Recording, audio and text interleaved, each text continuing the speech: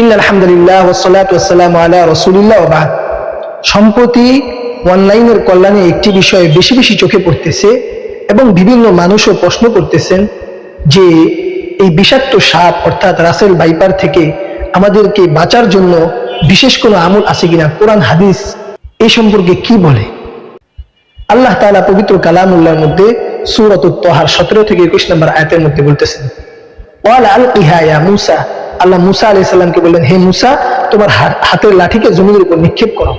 ফাআলকাহা ফাইযা হিয়া হাইয়াতুন তাসা, মূসা আলাইহিস সালাম যখন আল্লাহ তাআলার আদেশ পালন করে লাঠিকে জমিনের মধ্যে নিক্ষেপ করলেন, ফাইযা হিয়া হাইয়াতুন তাসা, তা ভয়ঙ্কর সাপে পরিণত হয়ে গেল।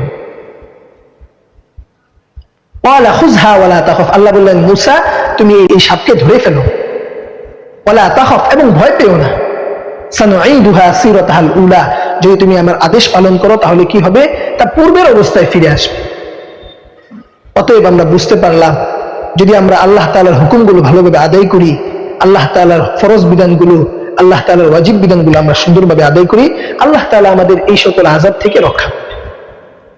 আবু দাউদ শরীফের 5251 নম্বর হাদিসে আব্বাস ইবনে আব্দুল মুত্তালিব রাদিয়াল্লাহু তাআলা আনহু থেকে বর্ণিত, আন্নাহু ক্বালা লিরাসূলিল্লাহি সাল্লাল্লাহু আলাইহি ওয়াসাল্লাম, ইন্নী উরিদু আন আকনিসা জামজামা।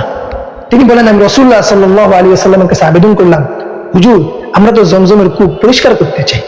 ওয়া ইন্না ফিহা মিন হাযিল জিন্নান ইয়ানি আল হাইয়াতিস সিগার, হুজুর, কিন্তু চার চতুর্পাশে সাপের বাচ্চা দিয়ে ভরপুর, এই ভয়ে আমরা পরিষ্কার করতে পারছি না।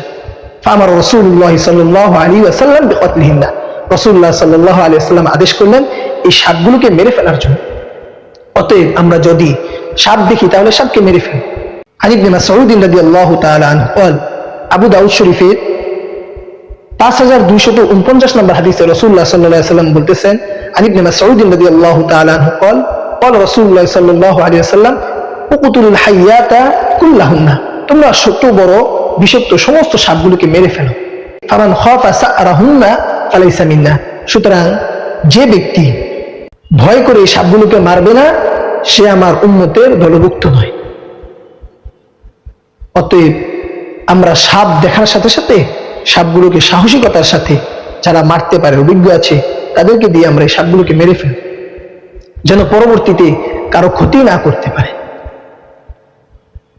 তিরমিজি শরীফের 6304 নম্বর হাদিসে রাসূলুল্লাহ সাল্লাল্লাহু আলাইহি ওয়াসাল্লাম বলেন, মান ক্বালা হিনা ইউমসি সালাসা মাররাতিন লাম ইয়াদুরহু হুম্মাতুন তিলকা লাইলাতা, রাসূলুল্লাহ সাল্লাল্লাহু আলাইহি ওয়াসাল্লাম বলেন, যে ব্যক্তি এই দোয়া সকাল বিকাল 3 বার পাঠ করবে, যদি কেউ সকালে পাঠ করে সন্ধ্যা পর্যন্ত কোনো বিষধর সাপ তাকে আক্রমণ করতে পারবে না, আল্লাহ তাআলা তাকে হেফাজত করবেন।